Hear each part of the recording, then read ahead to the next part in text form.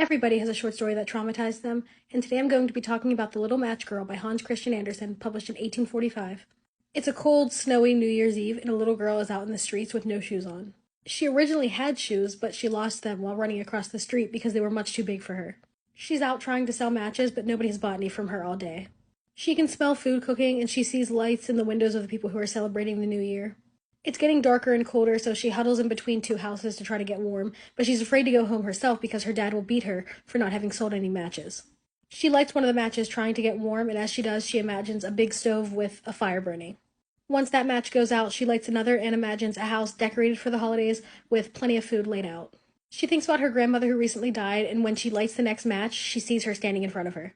She begs her grandmother to take her, and she's afraid that she'll disappear once the match burns out, so she lights them all at the same time.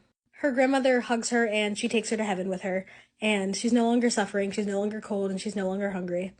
However, the little girl's body is still there between the two houses, but she has a smile on her face. The people who find her the next day see that she had a match in her hand and realize that she was just trying to stay warm, and the story ends by saying they had no idea how happy she was now with her grandmother.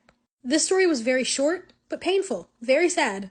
Look, I'm an atheist, but the thought of this dying child going to heaven with the person that she loved the most brought a tear to my eye. I must confess, I'm only human. I think this is a story about the need for compassion and the importance of having hope even in the most dire situations. But did it really have to be that sad?